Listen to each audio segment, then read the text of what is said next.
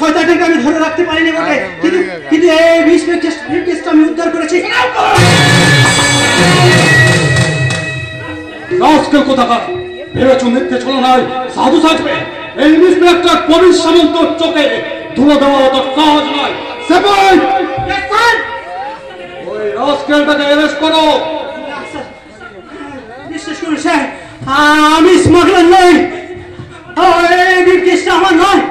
আমি একজন শিক্ষিত ব্রাহ্মণ সন্তান, আমি কখনো এই কাজ করতে পারিনি আপনার এই সহযোগিতার জন্য। চুপ, একদম চুপ। মার্সো হাতে নাতে ধরে ফেলেছে বলে মিথ্যে বলে পার পেয়ে যাবে মনে করছো চোরের বাচ্চা? না, বিশ্বাস করুন, আমি সব নির্দোষ। আরে সেটা প্রমাণ করবে আদালত। Now you are under arrest.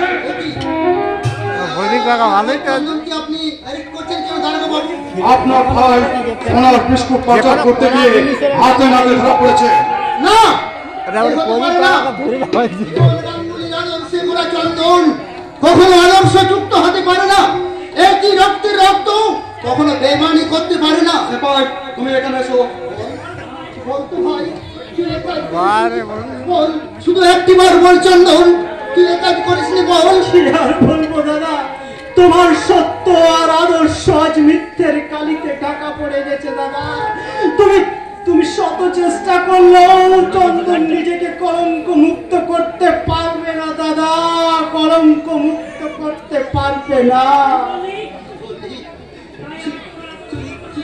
তাই তোমার সত্য আর আদর্শের গোড়ায় চন্দনের একমাত্র পরিচয় সে খুনি, স্মাগলার, গুন্ডা। বললি হতো ভাবা, এই জীবন গাঙ্গুলির আদর্শ নেই নীতি ধর্মকে দুপায়ে বাড়িয়ে দিয়ে শেষে তুই সমাজ বিরোধীর কলঙ্ক মাথায় তুলে দিবি। এতই যদি তোর অর্থের লোভ, তো তুই আমায় কেন বললি না আমি আমার কথা সর্বস্ব বিক্রি করব, তোকে আমি অর্থের পিপাসা মেটাতাম? বল বল হতো ভাবা।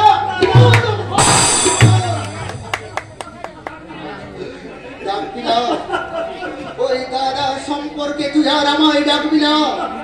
আজ থেকে জানবো চন্দন নামে আমার কেউ ছিল না, আমার চন্দন মারা গেছে।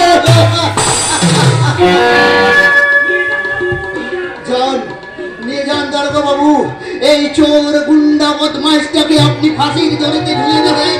যান, নিয়ে যান আমার সামনে থেকে, ওকে নিয়ে যান, নিয়ে যান। আমি আপনার মনের অবস্থা জানি জীবন বাবু, কিন্তু আমাদের কিছু করার নেই। আইনের শেকলে আমাদের হাত চে বাঁধা, তাই চন্দনকে আমাকে অ্যারেস্ট করতে হবে। সেপাই, ওই চন্দনকে তুমি অ্যারেস্ট করে থানায় নিয়ে এসো। বেশ, তবে তাই হোক দাদা। তোমার সত্য আর আদর্শকে নিয়ে তোমার চন্দন আর আলোর জগৎ থেকে অন্ধকারের পথে ছেড়ে দিতে চললো দাদা। তাই বিদায় বেলায় তোমাকে আমি দূর থেকে প্রণাম জানাই দাদা। তোমায় আমি অনুরোধ করছি দাদা,